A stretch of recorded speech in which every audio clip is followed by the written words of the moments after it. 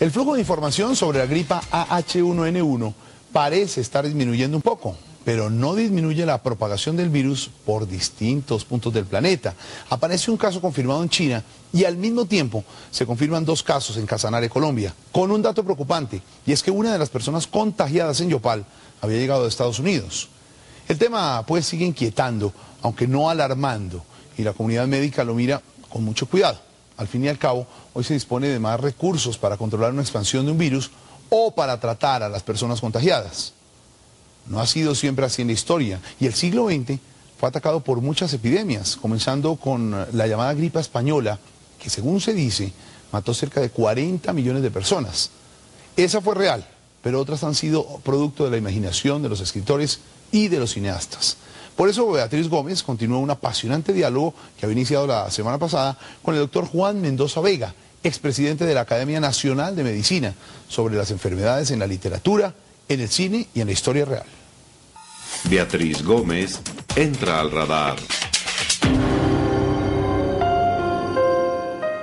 Doctor Mendoza, cuando hablamos de las grandes pandemias del siglo XX, se señala la gripe española como el brote más mortífero de todos los tiempos. Por cierto, mató muchos millones de personas, según parece, y en todo el mundo. Esa fue una real pandemia.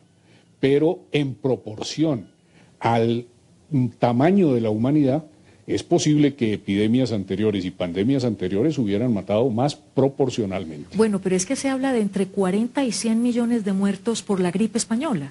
Sí, eso es así, no están documentados todos, pero de todas maneras fue una tragedia muy grande, sin lugar a dudas. Bueno, luego vinieron la gripe asiática y la gripe de Hong Kong. Sí, claro, y después la gripe aviar. Es decir, gripes hemos tenido muchas, pero fíjate que el ser humano parece que se ha ido acomodando más o menos a la gripe. Pero hay otras enfermedades que son igualmente terribles, igualmente extendidas, y sin embargo no han sido declaradas pandemias. Como el cólera, por ejemplo, el paludismo. Evidentemente, sobre todo el paludismo.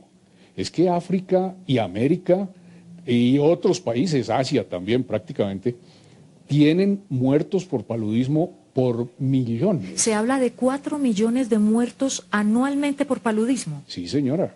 Eso sería entonces, esa sería la peor pandemia del siglo XX. Indudablemente, ¿Y porque es repetida. El SIDA. Ahora el SIDA, que ha matado mucha gente, pero sobre todo que ha afectado a muchísima más. Lo que pasa es que ya tenemos manera de enfrentar esas cosas. De todas maneras, el paludismo no lo podemos todavía enfrentar adecuadamente, pero las otras grandes enfermedades en general sí tienen ahora más tratamiento que en siglos anteriores. Bueno, todas estas pandemias y epidemias lógicamente llegaron al cine. Lo más curioso de todo es que sobre la gripe española, que fue, como usted lo dice, de todas maneras un evento muy, muy, muy grande, no hay casi películas. Hubo una titulada de 1985, se tituló 1918, La gripe española. No me diga. No la conozco. Sobre una familia en España en la época luchando contra la enfermedad y contra la difícil situación económica. Pues habría que verla, y si la resucitan ahora, le garantizo que va a tener mucha gente que la va a ir a ver. Aunque España no fue uno de los países más afectados por la gripe española. Es cierto, aunque se llame española. Hubo 17 millones de muertos en India, creo que en España 300.000. Sí, en realidad estas epidemias matan mucha más gente en las naciones que son más pobres y en las naciones en donde la gente por consiguiente tiene menos defensas, está desnutrida, está hacinada, y en ese caso la India, por ejemplo, es un sitio ideal para una mortandad de estas.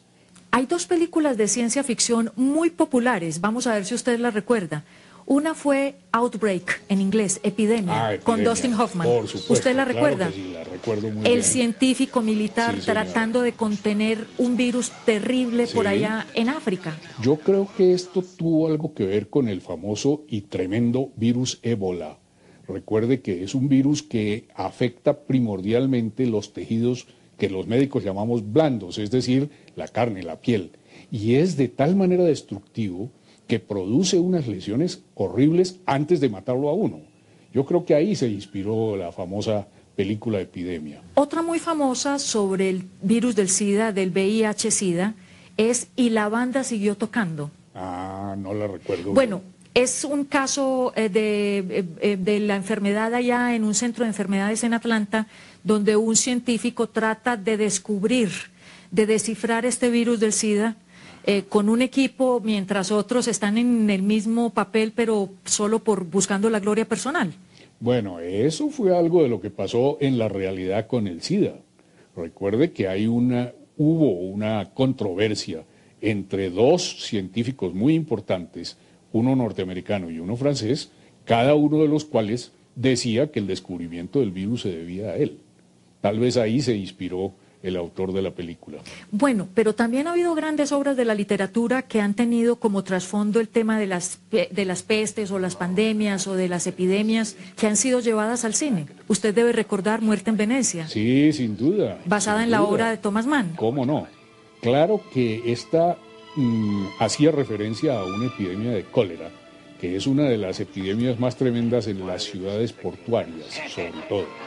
El cólera también tuvo en nuestro país no hace mucho tiempo un brote por los lados de Tumaco y la costa del Pacífico, y fue muy peligrosa, pero por fortuna, como en otros casos, también ahí hay manera de oponerse a la epidemia y las medidas de prevención son ya muy eficaces. ¿Y la cólera como trasfondo del amor en los tiempos del cólera de García Márquez? Sí, esa evidentemente la novela misma no se refiere a la epidemia, sino al amor, pero también, como decías tú hace un rato, en García Márquez las epidemias y las pestes son una referencia frecuente, un tema recurrente. Usted recordará los pájaros muertos allá en el pueblo, en los funerales de la Mama Grande. Exactamente. ¿Esas epidemias esa es una ficción o puede ocurrir? ¿Es una realidad? Puede ocurrir, infortunadamente puede ocurrir.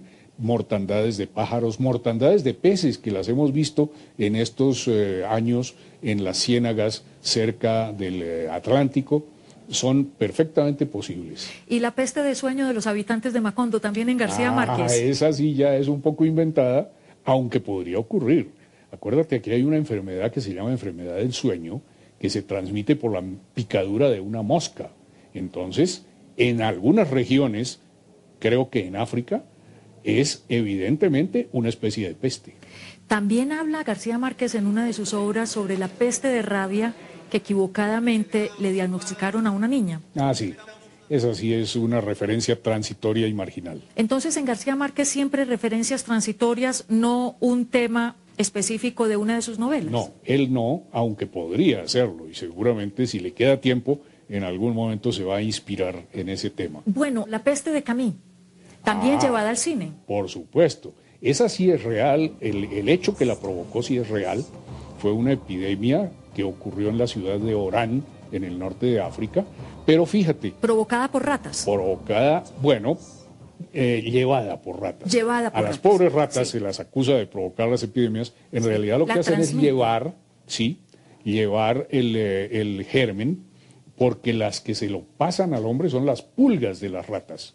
Lo peligroso con las ratas no son las ratas, son las pulgas que las pican a ellas y después pican al ser humano y le llevan el bacilo. Esta peste de ceguera blanca, de la que habla Saramago, una obra que también fue llevada al cine, la película Ceguera de Fernando Meireles, el brasileño. Sí.